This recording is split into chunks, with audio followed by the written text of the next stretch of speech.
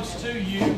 We have Joe McGee here as our public relations information guy. He's the one that does all of our social media communication, puts all of our videos together, press release and things.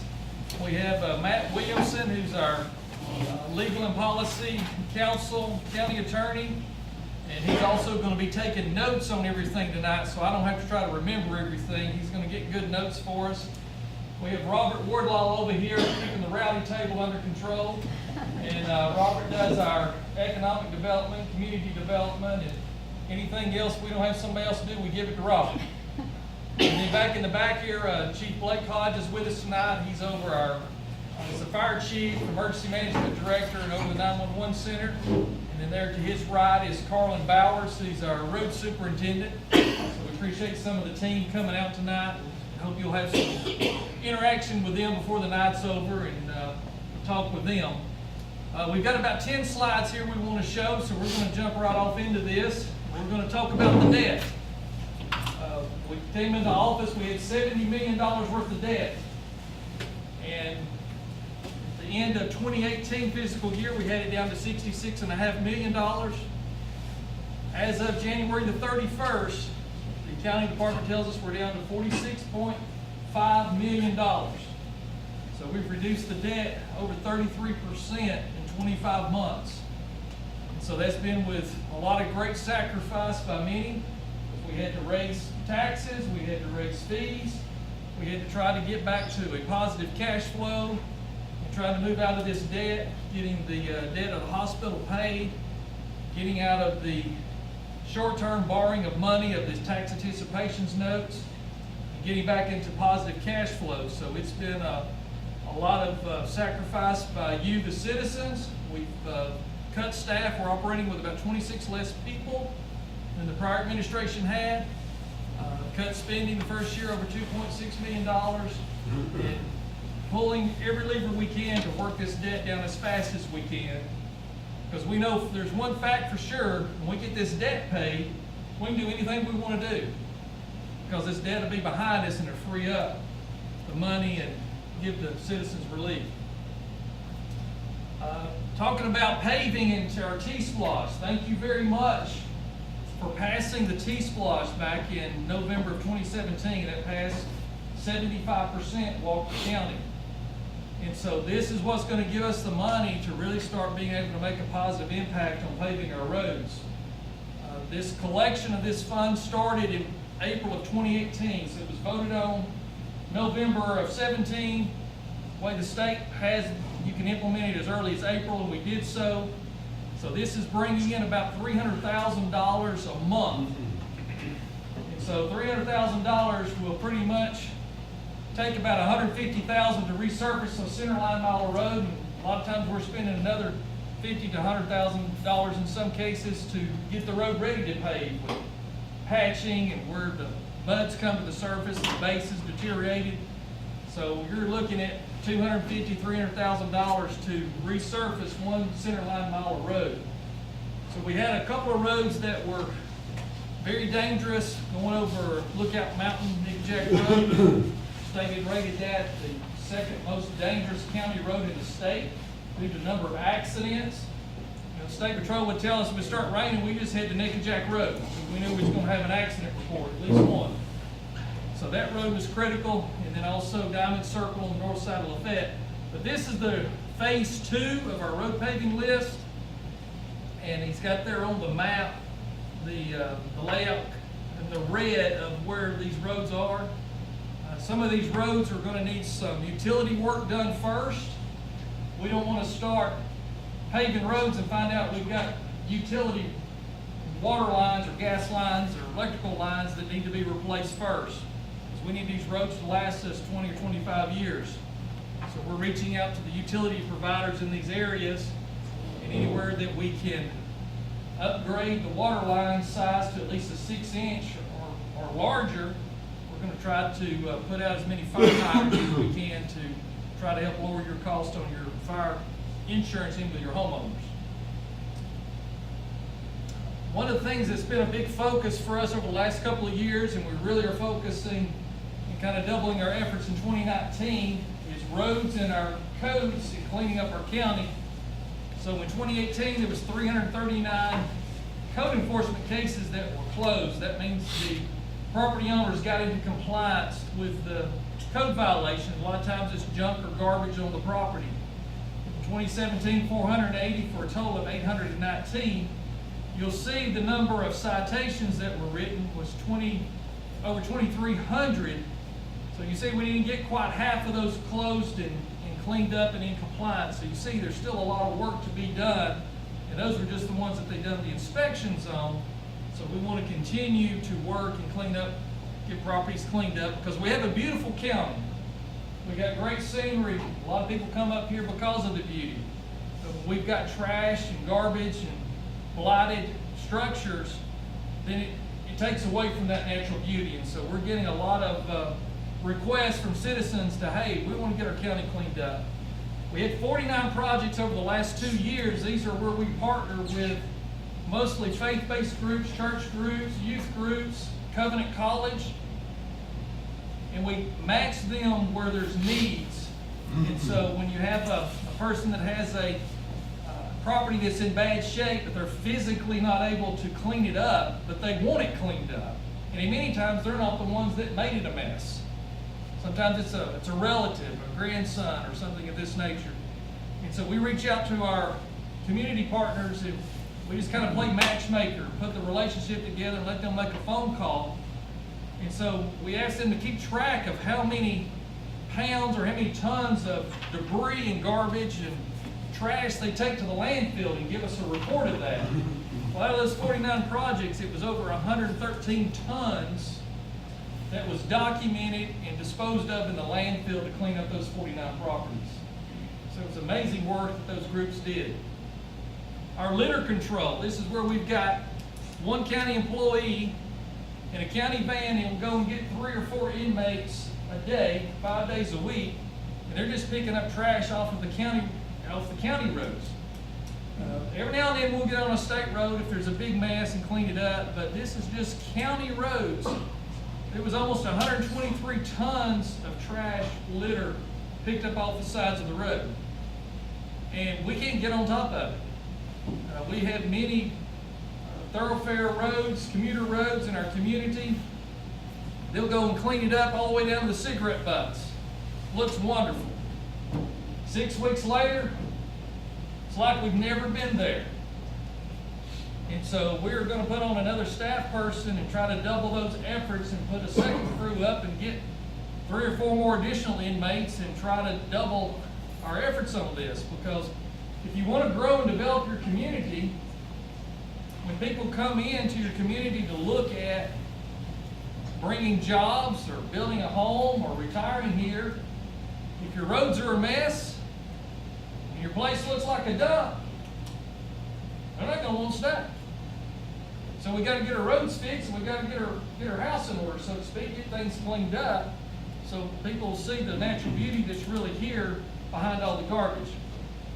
The Tire Amnesty Day was a great success, and one of the reasons we did this was the mosquito population, trying to control the West Nile virus that's passed through mosquitoes. There was several reported cases in northwest Georgia that the West Nile virus had spread up in this far north into Georgia. We got a grant through the state that allowed us to have a Tire Amnesty Day at the landfill where you could bring your passenger light truck or your lawn tires and so forth, bring those to the landfill, which would normally cost you $4 to $7 per tire to dispose of, and dispose of those for free. So I think we ended up with 3 events, I think over the last 2 events over the last 2 years, and collected over 12,000 tires that we cleaned up out of our community. And I would say probably 12,000 plus of those were not inside, they were laying outside in people's yards, and so they're holding water. When they hold water, mosquitoes love them. And so the more of these tires we can remove, we're going to lessen our mosquito population. The state has approved us for 2 more amnesty days. They were so excited with the progress we've made, our transparency and our documentation, did everything perfectly. they have actually used Walker County as a case model of success of this program. And so they've awarded us with 2 more that we'll be doing in 2019. We'll do a spring event and a fall event. Blighted properties. This is in a older subdivision in Rossville. This is one property, this is one location. So this is the front of the house and the back of the house.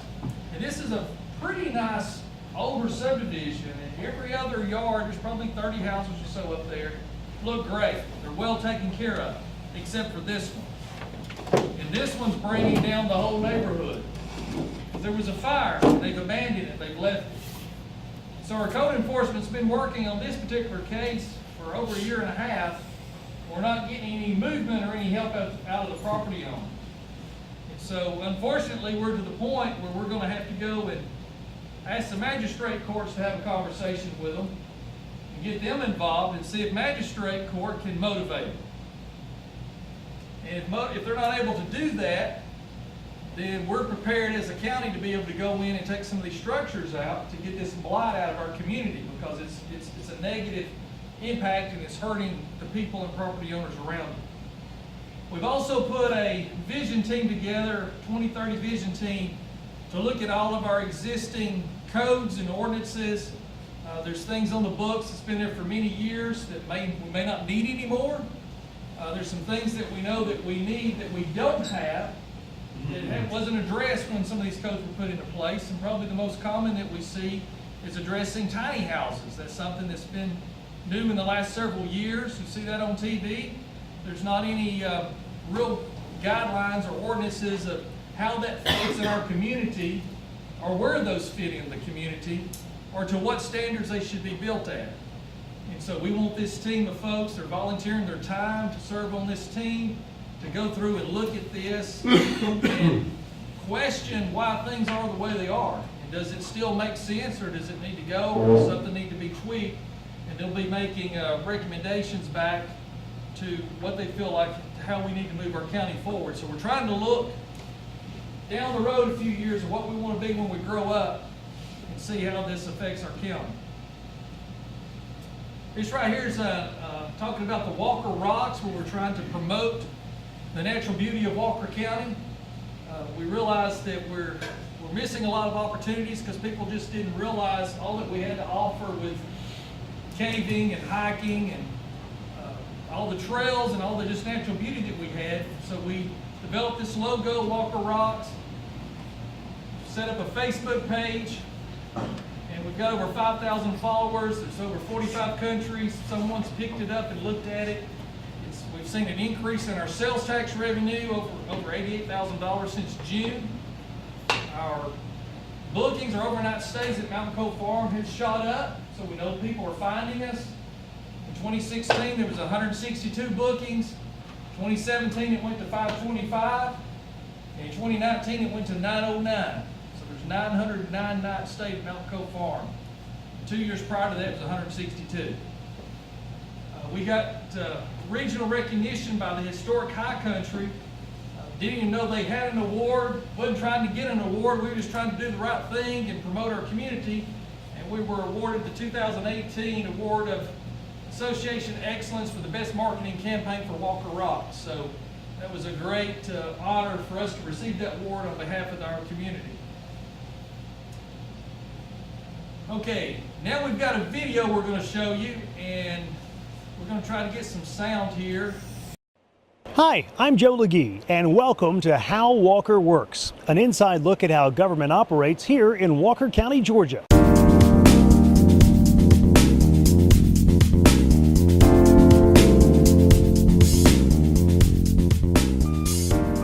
While most people associate Walker County Fire Rescue with fighting fires and emergency response, the department also actively works to prevent fires. Because we want to save lives.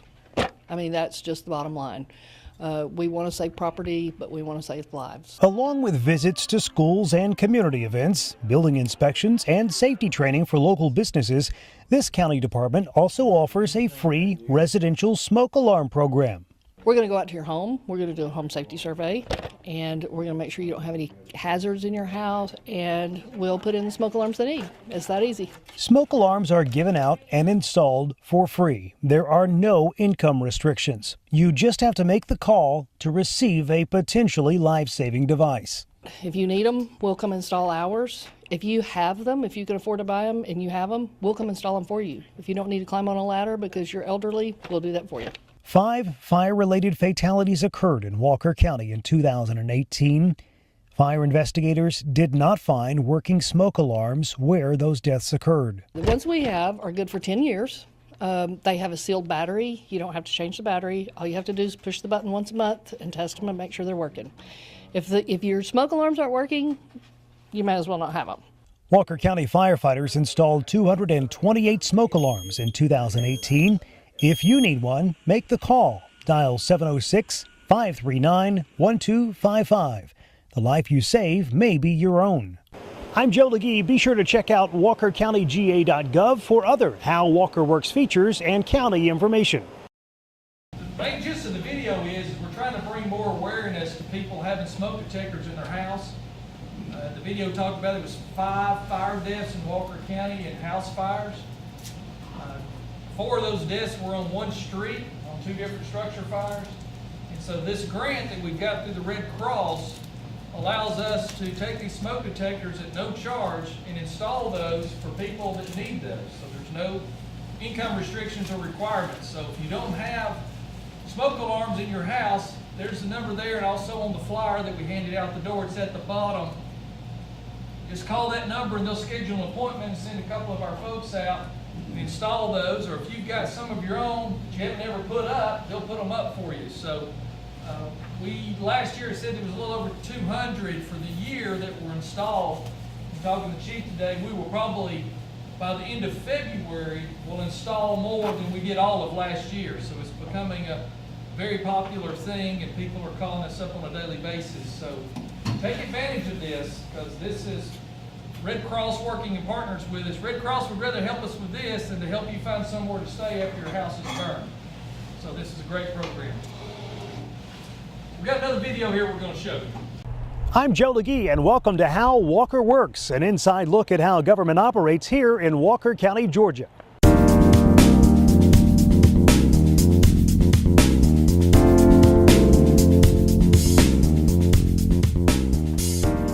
Walker County has a new and improved method for the public to receive emergency and community notifications. The Siren GPS app can send your smartphone a notification in a matter of seconds during times of bad weather or other community concerns or interests. While our primary use of this notification system is going to be for emergency situations, we also have the capability through this to geofence or draw a map around a certain area that will notify just that area of water outage or power outage or road closure. Here's how it works. Siren GPS will only send you one alert. So if you receive the app notification, the system checks you off as being notified. 60 seconds later, Siren GPS will send a text message to those who still need to be alerted. This will help us notify those with flip phones. 60 seconds after that, anyone in our system who still needs to receive the alert will get a phone call. This will keep those with landlines in the loop and significantly reduce the time it takes for everyone to be notified. We're concentrating on trying to limit the landline usage because of the infrastructure that we have is what's causing the current delay. So this new delivery with an app push is going to be key to the success of this notification system. Remember, you will only receive one notification, so you don't have to worry about being missed or receiving the same message 3 times. Download Walker County's Siren GPS app today and be the first to know. Be sure to check out walkercountyga.gov for other How Walker Works features and important county information. The other system that's been in place was called a hyper reach system, and it was a robocall. And there was 22,000 of you signed up for that. In its day, it was pretty good technology to get that robocall out to you about a weather alert or road closures or whatever. But depending on the telecoms, the telephone companies, sometimes to get that alert to everybody would take between an hour to an hour and a half for you to get that notification. sometimes in the summer, if the tornadoes are coming through, the sun's back out by then. You know, the storm's done moved in and moved back out. So with this new system, and it basically being more based off of a phone app, is the preference of notifying people. They give us an example that we can notify 50,000 people all at one time through that phone app in less than 10 seconds, where 22,000 was taking us over an hour. So not everybody has a smartphone. Some people have flip phones. It will send them a text message. They have a landline, and so what it will do, it just will notify you that one time. And so we've done a lot of research, and Chief Hodge and Joe Legee both spent a lot of time working and testing to make sure that this would work. This is a free download, works with Apple or Google, either one. We're trying to get as many people to sign up on this as quickly as possible, because by the end of the month, the other system is going to go away. So you will have to sign up for this new system in order to get the notifications. So also on the flyer that we passed out on the back side is the whole instructions of how to do that, so you don't have to worry about the steps. But there are a couple of steps where you have to select the community of Walker County, so it ties and associates you to the county. If you don't have a cell phone or smartphone, it has the number there where you can call Tina at the Commissioner's office, and she can manually load your data so you can receive the text notifications on your flip phone or also to your home landline. But the fewer landlines we have, the quicker we'll be able to get that notice out. So it will hit all spectrums, and working with the smartphone first is what the majority of people are going to have. We'll get you noticed within less than a minute without any problems. All right, that was our last slide. The things that we wanted to share with you that we had new in the last few months. So it took us about 25 minutes, and now we're going to open up the floor to hear what you folks, it's this one over here, Joe. What you folks got on your mind. We want to hear what you think's going well. We want to hear what you think's not going so well. We want to understand what you see as concerns are in the community, how we move forward, how we make Walker County better. And we know that every community's needs are a little bit different, and that's why we wanted to reach out and come to each community. And glad we had some of our team members come. If there's something that I can't answer or don't know about, maybe one of them can. If they can't, we'll get back to you with some additional information if need be. So who's brave enough to be first? Yes, sir. Go ahead. Go ahead. I was just gonna say, I appreciate Joe getting the positive message out. I've seen more positive ads about Walker County, what's going on, that we never had before. Thank you. That's a big plus. Some of y'all may recognize Joe and don't really know where you know him from, but he spent several years as the morning anchor at News Channel 12 in Chattanooga. And he was producing the show and was the morning anchor both. So having someone of his talent come and be part of Walker County and being able to get this information out has been a tremendous plus, because one thing I saw through the campaign, most of the time when they send a reporter out, it's some young person right out of college, and they're doing what used to be a 3-person job, and they're carrying the bag, the camera, and the microphone, and they got to do all the interviewing, and they just give us a call and said, hey, where's the commissioner's office even at? And so they're only going to get out the doom and gloom and the negative about it. And I saw through the campaign there's so much positive going on already in our community with our school system and just things that's going on outside of government that we wanted to feature and highlight. So Joe's been a big plus to be able to put this all together. So thank you. Over here, yes. Our ambulance service. Yes. What's happening in the ambulance service? They're not over station level anymore. If you call an ambulance, they're coming out of Rock Springs. Why don't we have an ambulance service in this area at a decent time limit if you call an ambulance? You want to speak to that? Sure. Mike? The current situation with the ambulances, the City of Lafayette and Puckett EMS, who's the provider, are working on renovating a bay and area sleeping quarters at Lafayette Fire Station in the city to house that ambulance. where they were stationed at Station 11, when we ran the times coming off the road, the old Mineral Springs Road, there, it's just as quick coming out of Rock Springs to Lafayette as it is, unless it's on that very back side where the city comes into the back side of the station, which I know you're familiar with. The times were not any different. So when we ran the numbers, so they're supposed to, and I don't have an exact date, but the last, I checked probably 3 weeks ago on it, and the city and Puckett are supposed to be, they gave me a 90-day window. 60 to 90 days is what they estimated when they were gonna be in the city, which puts Surely it. the county's got a lot somewhere they can stick a trailer on. We could get the ambulance down in here. I mean, what does the ambulance service need?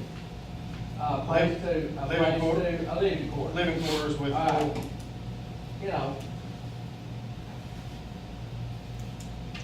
they actually sleep there, and, you know, a small trailer on an empty lot, it's got water, sewage. How hard is that would be to get ambulance service, instead of them renovating the place at the city of Lafayette, replacing ambulance? I mean, look like somebody's dragging their feet somewhere. Well, I think what Chief Hodge was talking about is when it was stationed at Station 11 on Mineral Springs, you're not Yeah. real good access to where It's the not call good line access. I agree with, was. So getting Chief them, Hodge on that, you know, it's not, that wasn't a good place to have an ambulance service. so getting them in downtown Lafayette at the fire station is gonna get them even further south, which is a plus. Put them there by the main highway so they can go any direction they need to go to try to improve those response times. Yeah. The county does, the contract that's been in place gives them a supplement, plus provides the housing facilities and subsidies, $250,000 a year. plus that, yeah, plus. Yeah, plus the housing. Which is, when you look at that economic side of that, it's about another 100,000 that we're providing. But what was happening before, when the county got into the ambulance business for a while, and was trying to run their own ambulances, it was costing them, or costing our county, over $1 million a year in losses to operate that. So the prior administration made the decision to contract out with Puckett, got a fixed cost of $250,000.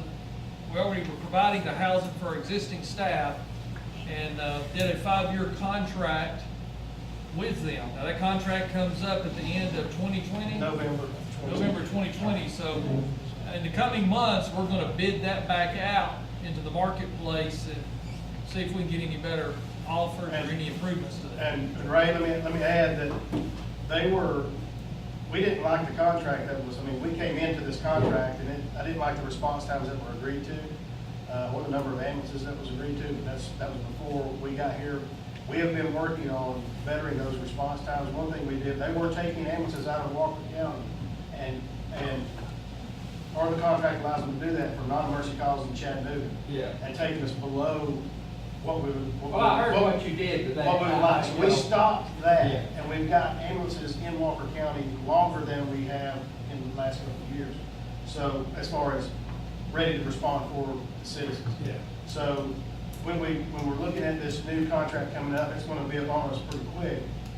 I was somewhere thought that they were supposed to be 2 ambulances in this end of the county at all times.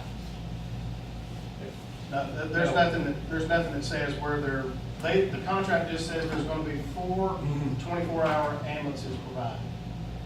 And then they have response times that they meet in a urban response, a rural, and a super rural. Yeah. And they stay within those response times that were agreed to in the contract. Those response times have improved since we kept them from pulling those trucks out as well. And right now, the best place is the city of Lafayette, as the Commissioner mentioned, with the main avenue to travel, leaving the city in all directions on the south end. We do cover the south end. When we're down to 2 trucks, one truck does stay in the south end and one north. So there's ambulance here. Well, I know they called the ambulance for me here about 3 or 4 weeks ago to go to the hospital, like I was down in my back. And they had to call ambulance out of trying.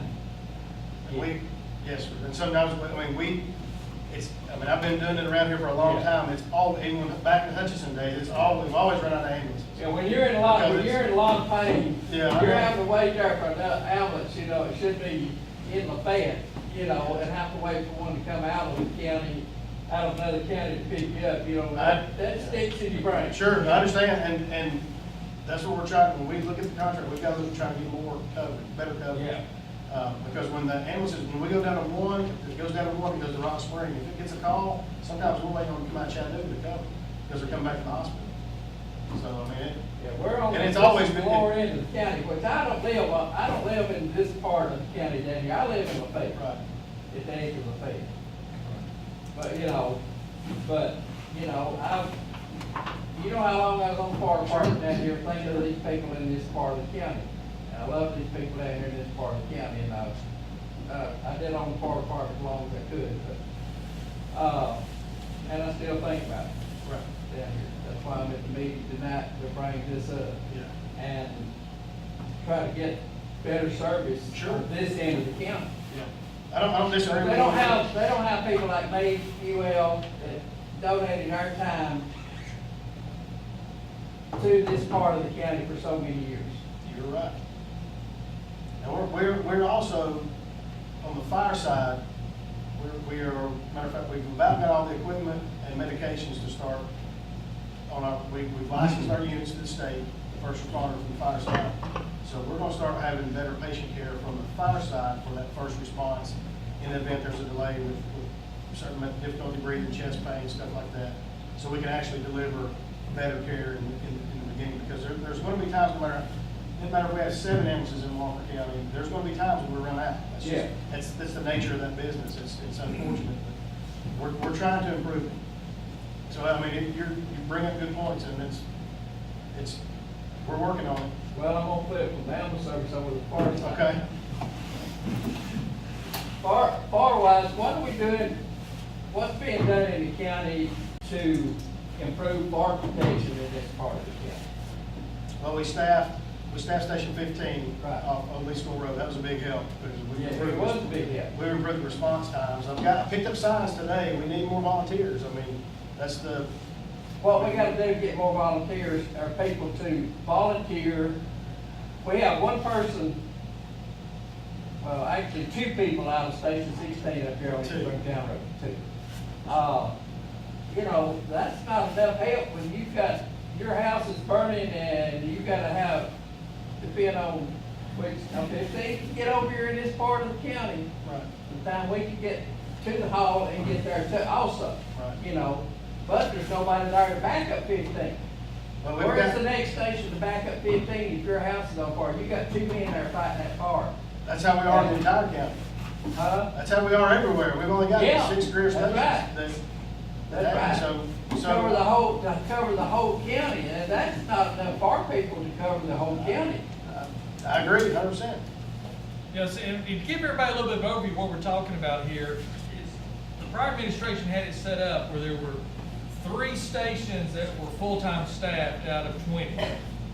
And then you had your volunteers, which played a tremendous role in our county over the years, the volunteers have. And we wish we had more.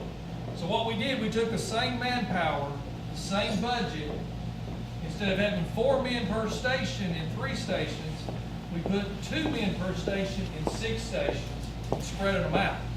So that got 2 men 24/7 down on the south end of Lafayette. And then we also started running the quick response vehicles, the F-350 type trucks that have a few 100-gallon water on it, have some life-saving equipment, jaws of life, these type things.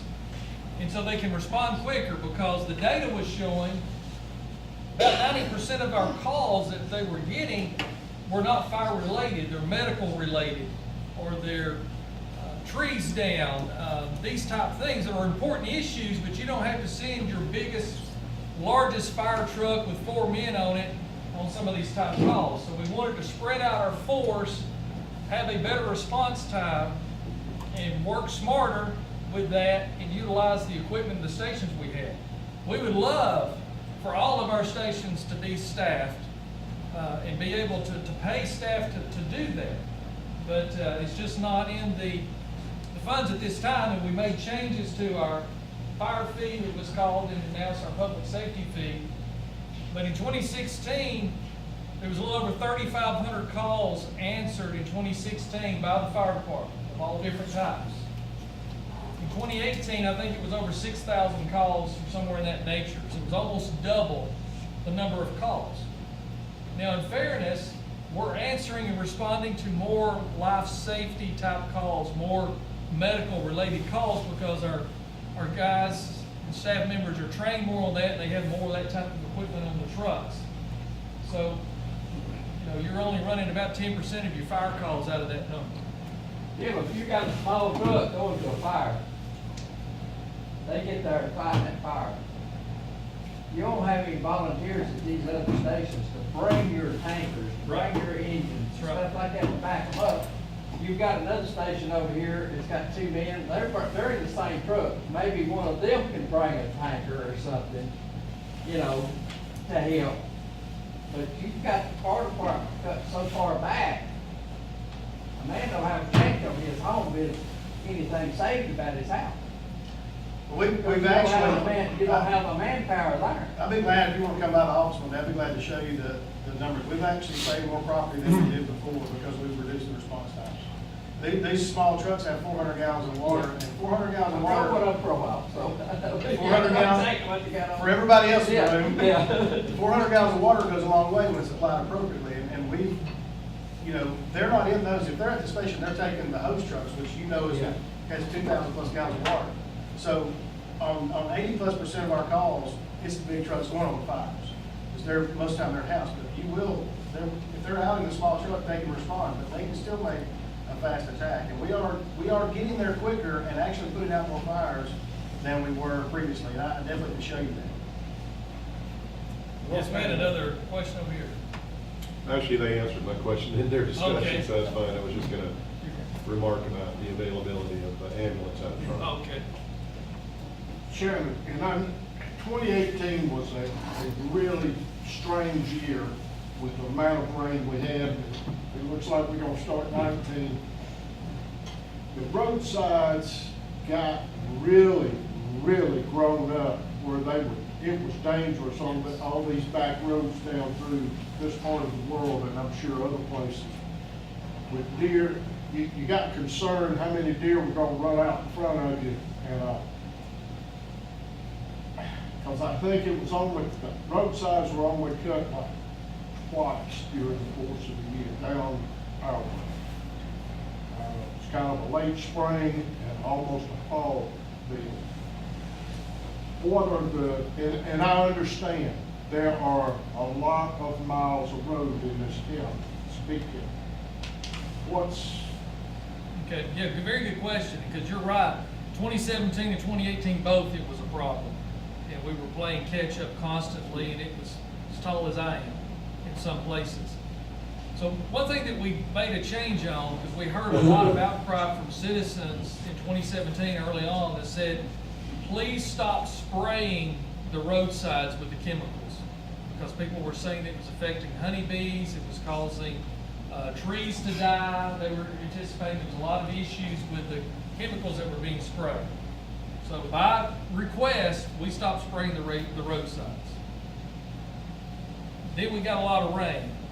And then I found out how wore out our fleet was and how old our tractors were. And we've got, 10 tractors? 10. And so there was some days I'd go by the shop, 7 of them will be in the shop because they're just wore out.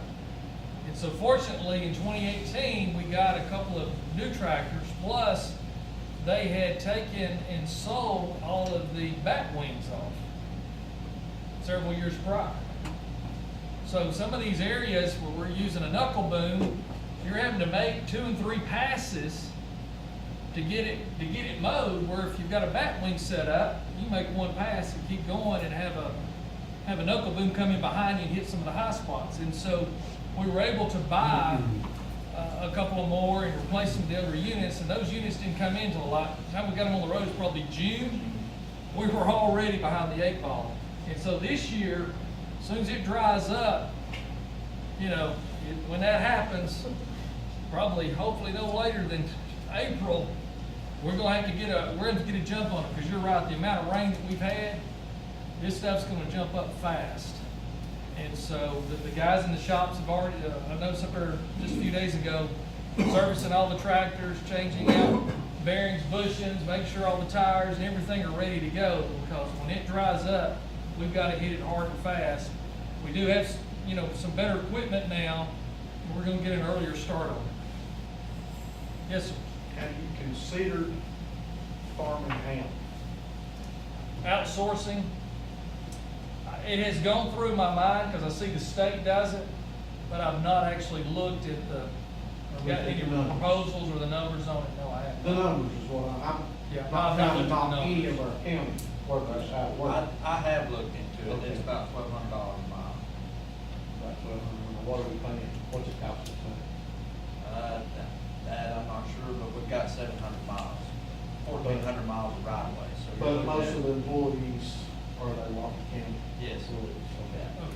So that needs to be weighed, because I don't wanna take a job away from a Walker County employee, from a Walker County resident, if we're not gonna save a lot of money on the month. It's around 1,200 last I looked at it, so it's around about $1 million to farm that out, or with the Loves that does the state. That sounded, does sound. Loves. Carmen, is that per one mow, or is that all season, per year? That I wasn't sure of. It That's was probably just the kind of a conversation I was having with the guy, and just seeing when he said, well, $1,200 a mile, I'm kind of, that's probably gonna be out for a little while anyway. It'd be worth looking at. We need to look at all options all the time, for sure. Good point. Okay, who's next? Yes, sir. Was there a valid reason to sell the bat wings? And was it just the mowing decks that were sold, or the whole piece of equipment? Carmen, did they sell just the mowing decks, or they sell everything? They took the tractors that hold the bat wings, we had 4 of them, and they got rid of the 4 and put knuckle booms on those tractors. Those tractors were already old. They felt like that was a faster mow, they were easier to maintain. I did not believe that whenever we were doing it, but at that time I was mowing, so I didn't have to say so. There was times that they would say, hey, we need money, make payroll, what we got we can sell. I feel like that was the main reason. Really? And they would just go, where could they grab money by selling stuff?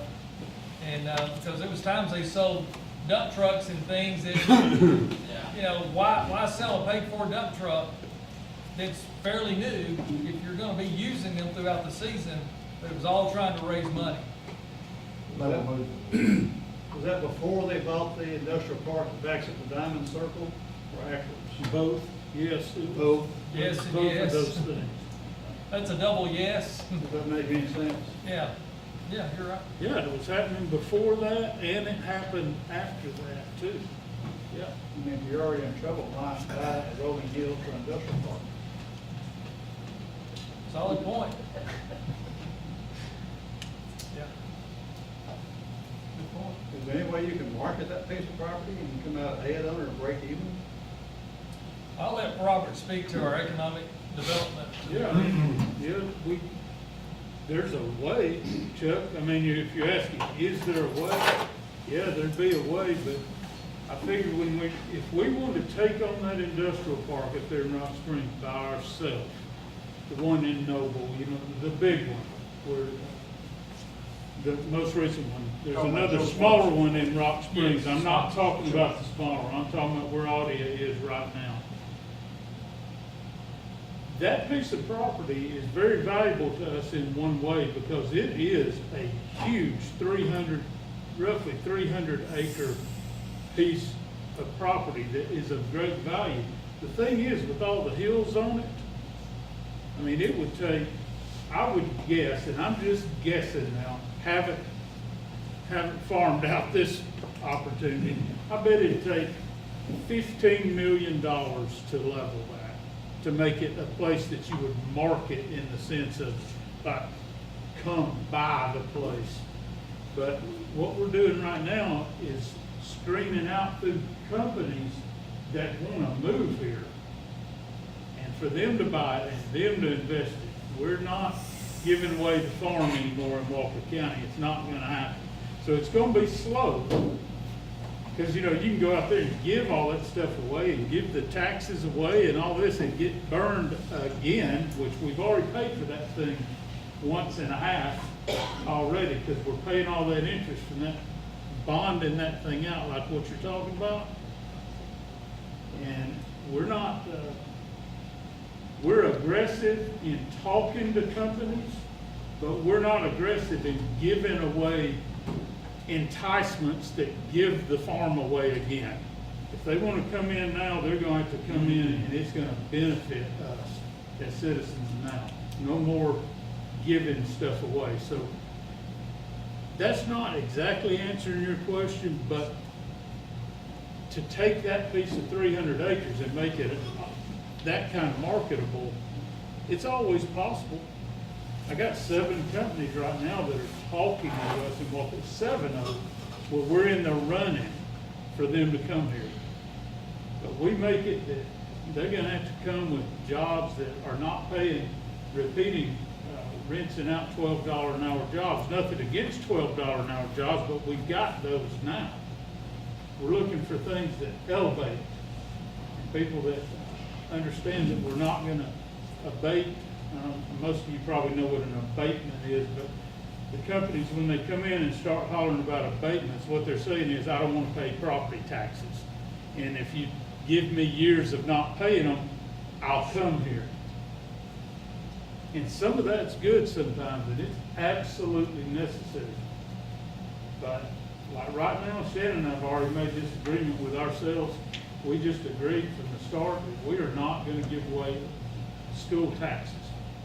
Our schools have got to be strong. And the first thing they do is they come in here and holler about, tell us about your education system, tell us about the Walker County schools, and we do. And then the second thing they say is, well, hey, by the way, if we come here now, you're going to abate my school taxes, aren't you? I'm like, heck no, we're not. We need educated students. And so it's not going to come as fast as it would if you're giving everything to these companies. They'll come faster with that.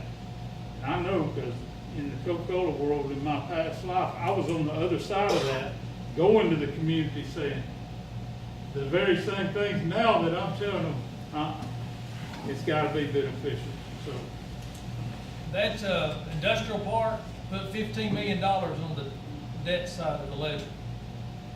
Well, I was trying to expand, aren't they? They've been talking about an expansion, they've been hiring more people, and they're a great company. But when local government takes on a project like that, gives a lot of free incentives, and you create debt to do it, and that falls back on all of y'all sitting here in the room. And then they don't pay any taxes to contribute. And so just like back in January, on that $15 million bond, we went and made the interest payment on it. We had to do a wire transfer and make the interest payment. It was $339,000 in interest. That was just for 6 months. it's crippling, y'all. That's crippling stuff right there. How long are they tax-free? Are you talking about audio? Oh, yeah. I think they got 12 years of partial. It's stepped up like the first couple of years, and that's standard. Usually when a big company comes in paying good jobs, it's very standard for the host community to say, during those first couple of years while you're building out, we're going to give you a break till you get up and running, and then step them up like 20%, 40, 60, 80, and then 100%, and then they're paying. That part wasn't so bad with audio. What was bad with audio, or for the park, is that the administration went in and borrowed $16 million and bonded that out to pay for the park. And now we all have to pay that interest. But we're getting it knocked out. I hope you saw that first. I missed that one.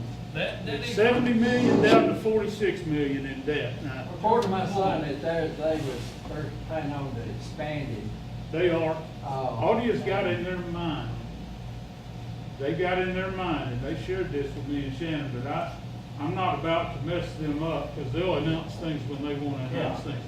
But they've got in mind to double that. Yeah, that's what he said. And that's I was- great. that's- Hey, we love these They're a guys. great company. Yeah, Audia's What not they're our doing enemy. My son loves it. It's I mean, fantastic.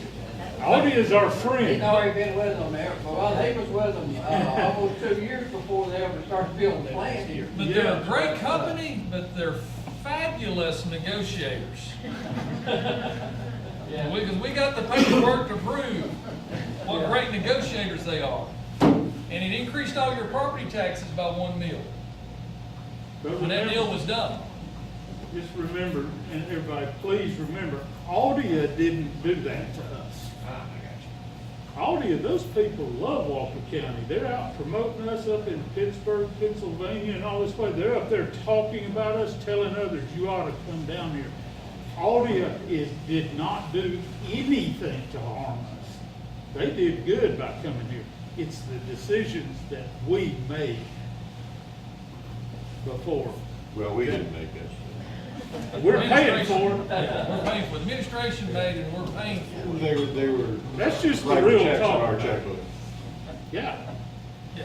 So my understanding is we owe this $16 million debt for the property, and then they got tax abatements in addition to that. And That how is- long are those tax abatements as well as the loan on the property? That is true. Well, I figured it was. So they got I've been front around end here a and while. back end both. That's So exactly. see, the model we're going after is, we don't have any money, and we're not gonna go in debt for any front end to put money into a project. Prime example is up on Lookout Mountain. Been here for the last couple of years about the golf course and the hotel resort project. It's still moving forward. Well, they come to us and actually, don't hurt to ask, what can you do for us? And we said, hey, we don't have any money, we're broke. And so we're not putting any money into that deal at all. But when that deal was first proposed several years ago, when they were looking at doing the convention center, I've got the documents in my office where the county was gonna sign up for half of the responsibility of the bond. They were talking about $146 million million. Yeah. And the county was going to co-sign for $50 million of that bond. Well, we're telling them, we're not doing this. And so we're gonna be the best cheerleaders they've got. And we love them, and we want them to be super successful. Well, once they get the thing built of their $150 million project, and they've produced 180 full-time jobs with benefits, and show that they've invested that money, show the jobs, show the documentation, then they're gonna get some tax savings on the backside after they have performed. But we're not putting any money in it. So if they make it, fantastic. It's gonna increase sales tax and property taxes and all these great things. And so we're telling other companies, we'd love to have you to be here, but we don't have any upfront money, and we're not gonna discount the school taxes at all. Because the education system is what's driving a lot of these companies, because when they come in and see that our school systems are over 90% graduation rate, they get really interested, folks. Very, very interested. Because our school systems have done a great job and have come a long ways. And Jim and I was talking earlier when he come in, we were on the board with Communities and Schools probably 20 years ago. And part of our initiative of our board was to try to help our school system get over a 50% graduation rate. And so that was the struggle. And so now that the system is there, these employers are seeing that, because they're not seeing that across the country in all cases. And so that graduation workforce is appealing to them, so why are we gonna give them free school taxes when that's the biggest part of your tax bill, is your school taxes? We need them to come along and help us pay, because they're gonna put more pressure on the system, and they're, you get a big employer comes in and they're gonna put 200 or 300 more kids in the school system, and the school's gotta build another school, somebody's gotta pay for that. That's what I was fixing to bring up. With the more industry that comes in, you're gonna pull more population into the area. That's right. Which is gonna increase your school That's right. population. And that's gotta get funded. You've gotta be able to handle that. Yeah. So if you let them out of the school taxes, then that's all gotta come out of that, and that's not a good idea. Yeah, I mean, you completely got it on the mark, because if the industry don't help pay for that, then it's gonna come out of all of our pockets. Shannon, I want to say one more thing about that. Y'all, I mean, we're talking about real stuff. We're not very much on the fancy speeches of politician kind of stuff. We treat this like business with love of neighbors and stuff like, we're from here, you know what I'm saying? Do you know how it would make if Shannon gave in on that stuff and didn't back me up? I'm the one that's usually talking to these companies first, or always I'm the one talking to them, because that's what my job is. And I start asking them questions. If he didn't back me up the way that he does, he'd look like $1 million. Y'all be clapping, and he'd be giving away the farm, and then put his arm around a new business and say, look what I did. He didn't do that to us. He backs us up and doing the real stuff. And I mean, I gotta say that to you tonight. That means something to me. Because a politician giving away money makes them look good, and you'd say, oh, he's so wonderful, look, he brought business. No, that's giving the county away to look good. Well, we've already He done that. holds, we've done that, and we didn't want the backside of that That wasn't record to good play for him. again. So anyway, I really do want to just publicly thank you for backing that stuff up. And let's get this fixed, and we'll go on into our retirement, but we'll leave it with something that's fixed instead of blowing this money. We can't pay this interest payment. Our county does not have enough money to pay off a $70 million debt with that high interest rate. We can't do it, folks. We just can't do it. And I appreciate y'all backing us up on that. The increased revenue, you decrease taxes. That's I right. mean, that's a world-renowned thing. That's exactly China right. has went up. Now, I disagree with you 100% on the tax. but You know, we had to. We you did. don't have to go down the increase rate. How do you think Walmart got where they at? Decreasing prices. But You they started decrease in. revenue, I mean, the increased revenue, you decrease taxes. That's what we're doing with Walker Rocks, is raising revenue. The Walker Rocks thing looks cute and everything, and it's meant to look cute and pretty and fancy. The Walker Rocks thing is to drive sales tax revenue instead of property taxes. But at the time when we got here, honestly, you could not pay that debt service without raising taxes. You had to do it that first time. Cobb County's living on 5%. I know, but- Cherokee County's living on 5%. Yes, sir. Like on Walker, they live on 5%. Well, we can once we get rid of that debt. I don't know that they'll ever get rid of it. We're getting, we went from 70 to 46. We're not playing around about this. Even if people get mad, we are not budgeting. We're not spending that money. If the debt's at zero, you go into 5%.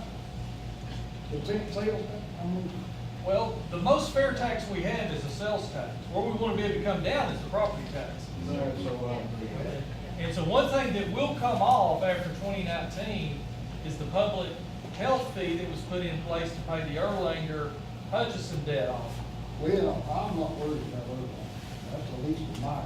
Well, I'm not worried about them anymore because we got a settlement. But when they waived the federal court order of a summary judgment signed by the federal court judge, they had my attention. Because what they were threatening to do, and they filed the lawsuit to start down the path, they wanted to be able to go in December the 20th of 2017 and go over to Carolyn Walker's office and say, pay up. Well, you didn't have that. Oh, she would have had it by December 20th. And what they would have done was circumvented the commissioner's office completely And they'd have walked out of there with a check because they would have a federal judge order telling the commissioner to pay. And that would have devastated Walker County if they would have had to write them a check for $8.7 million all at one time. So what we kept doing, with Robert's help and assistance, meeting with Erlanger, working the system, we were able to negotiate with them to allow us to pay that over 36 months, interest-free, if we would get it paid in 36 months. So by doing that, we had to create that public health facility fee to keep them from going for their second court order to enforce the federal summary judgment. Okay? The appeals court, the Georgia State of Appeals, had already upheld the case and the judgment. They were on their march. Because after I got in office, and I was trying to negotiate with them originally, and they just basically laughed at me, they filed 2 more lawsuits against Walker County, and even listed my name in the lawsuits just to try to prove a point. And so they were very serious, and they were on the march to take Walker County's money in full at one time. And Shannon, it's worth pointing out what would have happened if that had worked, if we hadn't negotiated with them to settle that. It's $8.7 million, and all the judge has to do is just say, you've got to pay it now, and then that becomes a levy on all of us, like me and most of us in here probably own some land. But I got a lot of property in Walker County. It would have taken, right then, they'd have had to split that $8.7 million up among us right then in a one-time levy action. The state would enforce the judge's order. Can you imagine that? I mean, that would have been the awfulest thing ever, at least because we'd have got hit with something like, what, 6 or 8 times our normal bill. It had only been one time, but it'd have been right then. I couldn't have done that right then. But we negotiated 0 interest to spread it out for 3 years, and then didn't have to do that at all. Yes, Well, sir. it should note they were only affected property owners.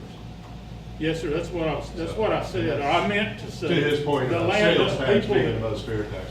But I'd like to know, since we're talking about this fee and it's theoretically gonna go away, I've studied your budget and I think it's looking pretty good.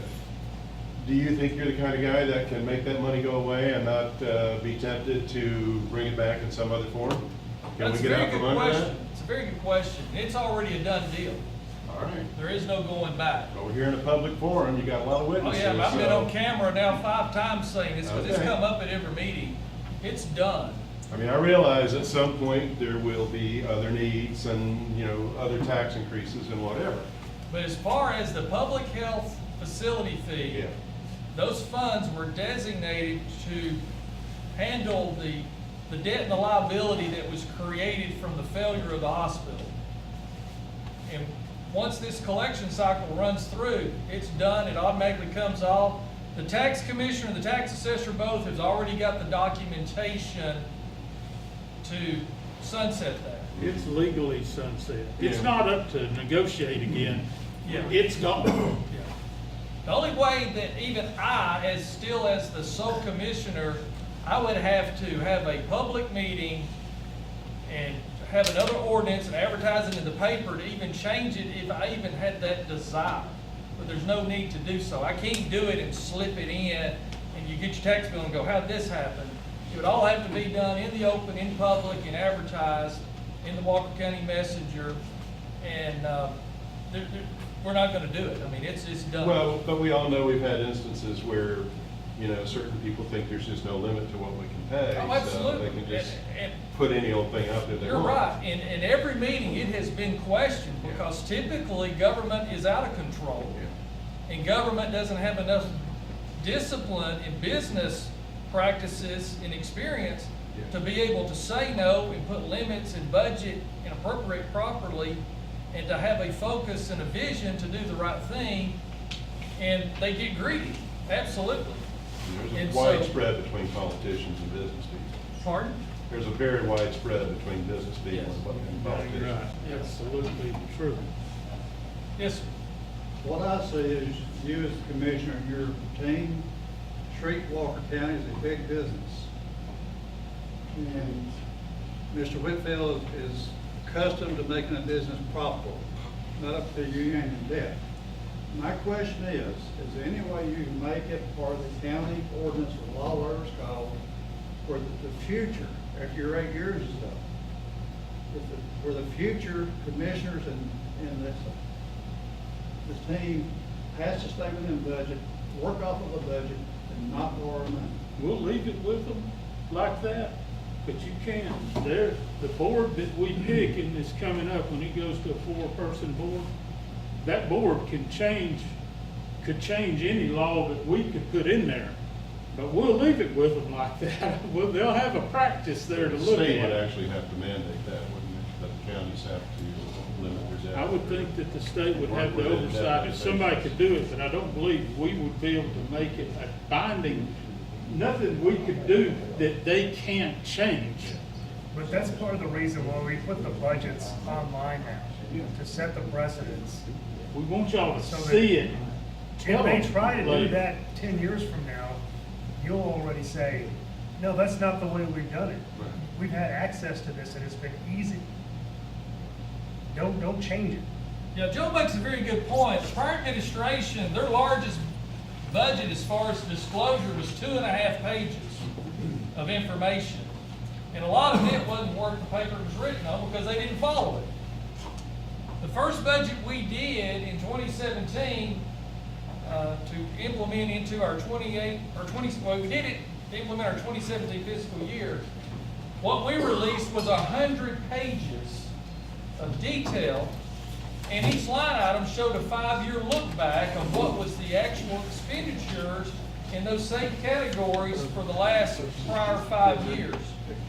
This year, because there was some more things added into the court system, the drug court, mental health court, and different things, and showing more detail, the budget this year online went to 109 pages. Another thing that they were doing is they didn't ever want you to see the audit, because the audit showed red ink. And so they would not put the audits forward, and they'd hope you would just stay asleep, or all of us stay asleep as a community and not ask for them. So when I got suspicious that things were not going well in our county a couple of years, 3 years back, I had to do an open records request to even get 2 years audits, and it took 2 weeks to get it. Joe, can you pull it up? Oh, you can't, you don't have web access here. Good. Right now, Joe's got it, had it up for over a year. We've got every audit for the county back all the way, I think, to 1996 or something, as far back you could find. It's 15 or 20 years. We went in and got them. Yeah, They we can't went and never got hide them out that of the again, because archives. y'all can see it now. We're kind of laying a booby trap in a Google's got good it way now, for so. whoever comes later. So you They can go can't hide. to the county website and go over finances and budget. They're just all listed out. They're all in PDFs. You can download them, save them to your computer, print them out, whatever you want to do.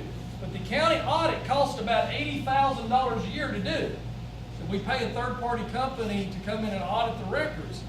So it's valuable information, and each audit's about 110 pages long of information. And so my predecessor didn't want any of us to see that, because we had a balance sheet that was upside down. You know, you're supposed to have more assets than you got liabilities. We were flip-flopped by $7.5 million. So in business, we look at it as retained earnings. How much have you retained on your balance sheet is retained earnings. In governmental accounting, they call that fund balance. What's your fund balance? Our fund balance on the 2016 audit was a negative $7.5 million. When I went to new commissioner training at the University of Georgia, Carl Vinson Institution of Government for a week, and the professor over the business school spoke to us rookie incoming commissioners about financial accounting and balance sheets, and kind of giving everybody a high level, and he was talking about the fund balances and reserves and all these different things. I went up to him at the lunch break, handed him the 2016 audit from Walker County, turned it to the balance sheet, and I said, you said that the fund balance should be 2 to 3 times your annual expenses. And I said, our monthly expenses, 2 to 3 times your monthly expenses. I said, so that ought to put us, we're about $2 million a month. That ought to put us somewhere about $4 to $6 million positive fund balance. He said, that's correct. You understand it clearly. I said, well, let me give you a copy of our audit. And I turned it to the page with the fund balance. And he looked it up and he saw $7.5 million negative. And he looked at me and he looked at my tag and he flipped a couple of pages. And this is the head guy. You know his next reaction?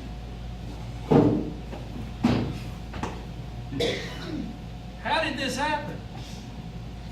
I said, exactly. He had to sit down, folks. He said, I've never seen one negative. He said, I've never seen a county government with a negative fund balance. And I said, well, that's what I just inherited as sole commissioner. He said, oh, and you're a sole commissioner? I said, yeah. He said, good luck, you're going to need it. Is there not a state law that requires a balanced budget?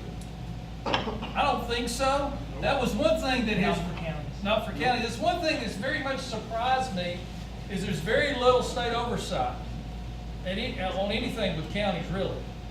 And so we have to turn in an audit every year to the state of Georgia to the audits and accounts. And part of the training, I pinned down one of the facilitators that was talking about that aspect of making sure all counties did that. And I said, what good does it do? Oh, well, they take it and they look at it and this. And I said, but no, really, what good does it do? Oh, well, they make sure, everything's in good standing. I said, no, they don't. I said, I'm a living proof of that. And really what it comes down to is A, did you turn it in, and B, did you follow the format? They don't look at the numbers. They look at the format. Do you have these different components that are required? They're auditing the format, and did you turn it in on time?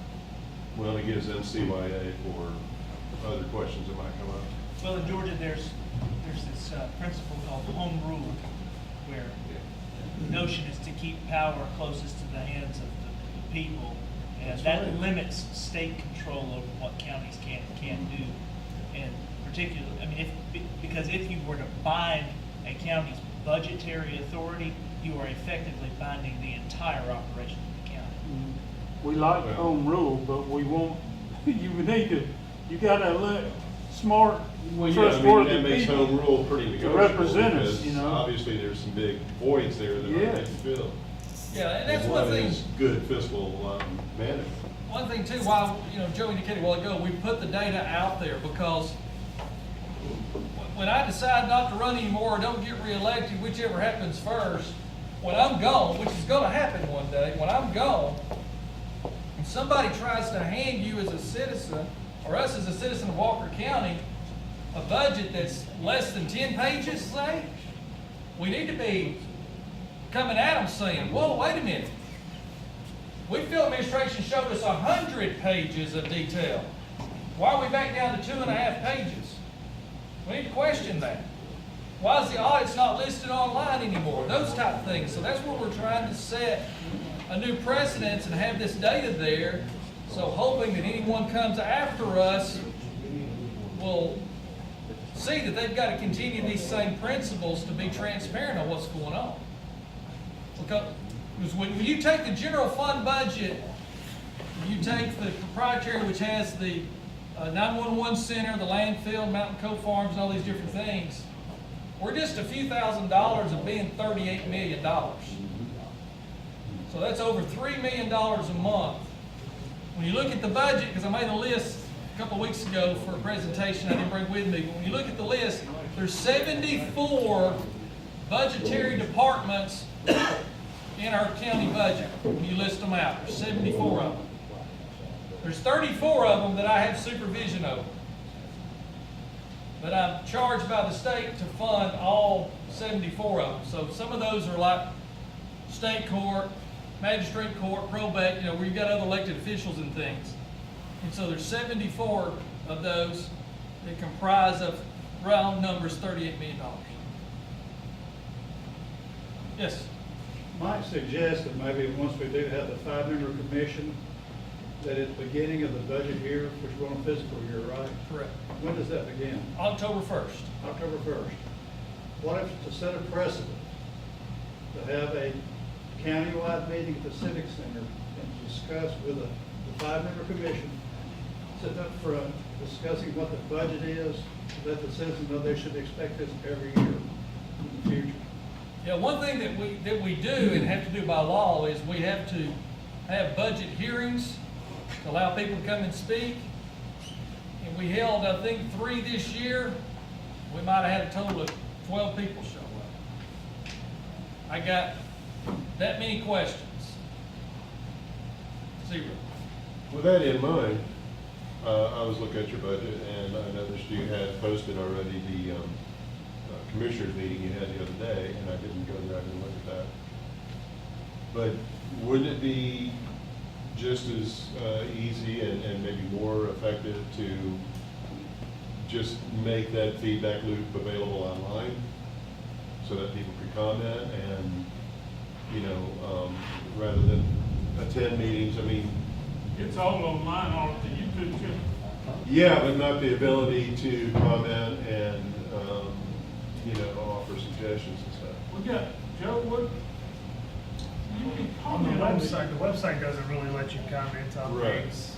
but the YouTube channel does. Well, when we Not were on the just, commissioner meetings, the YouTube, on the actual meetings themselves, the comments are turned off. when we were considering the animal ordinance changes, didn't we have? Well, it a just way- seems like it would give you more democracy, basically, to people that can't show up, don't want to show up, have other commitments, whatever, but want to know that stuff. That's a good idea. I mean, somebody might look at it at 3 in the morning, who knows? I mean, people are doing all And, kinds of stuff. I online guess- anymore. Don't have anything to say.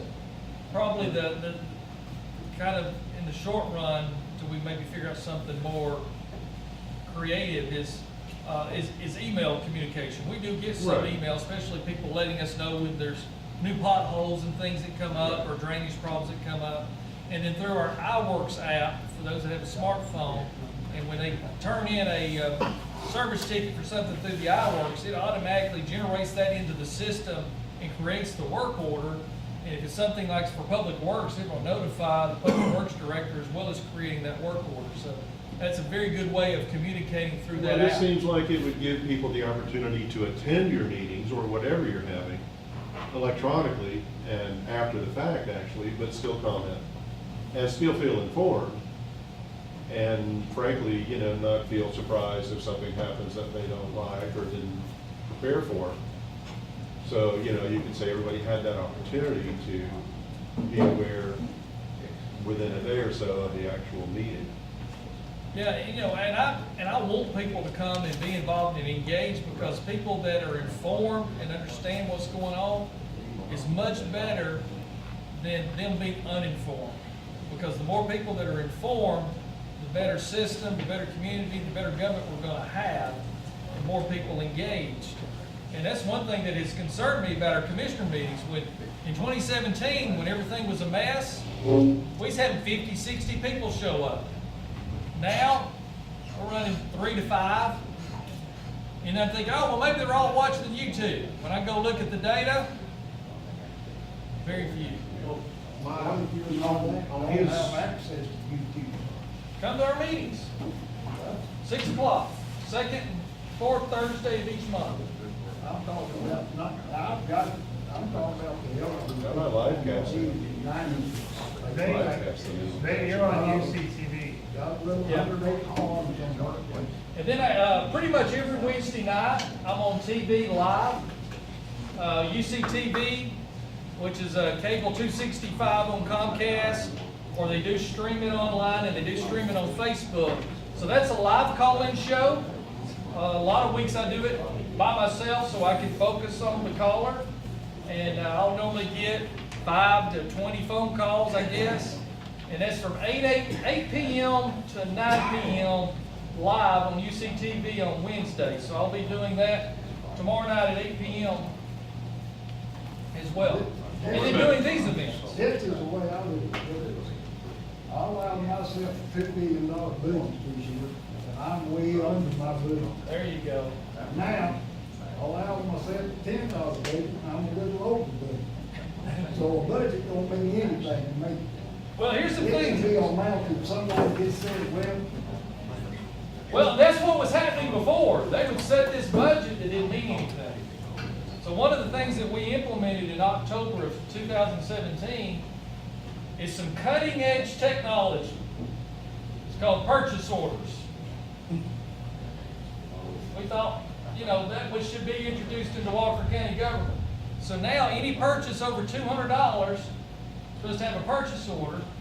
Anything over $5,000, I personally review to make sure that they're spending it properly out of their budget. Anything over $15,000 that's outside the normal course of business goes before the public meetings. And normally the elected official or department head will come and talk about it and speak to it and answer questions. So as an example, and we've already done this a couple of times, so I'll use this as an example. I know we won't mind. Our sheriff, he's got to buy patrol cars on occasion. They're about $22,000 a piece. So anytime he's bought patrol cars since that ordinance was put in place, he's come and talked about, who's had the best price. He goes into the detail and where we have that in the budget. Where before that wasn't being done. And we do sometimes, not sometimes, a lot of times we do have ongoing expenses that's the normal course of business that we've got to do regardless. That's over $15,000 that we don't hold in the meetings. Biggest example is the food for the inmates at the jail. They get an invoice once a month. It's normally about $18,000 to feed the food for the feeding the inmates. And so there's some reoccurring things like that we pay out automatically so we don't slow the process down. Well, I appreciate all of you coming. Be happy to stay around and talk to you. I know it's been about an hour and a half, and it sounds like the weather's getting worse. So hopefully the temperature's not dropped. But thank you for coming. Be sure to take the information, all of our Facebook, websites, and contact information on there.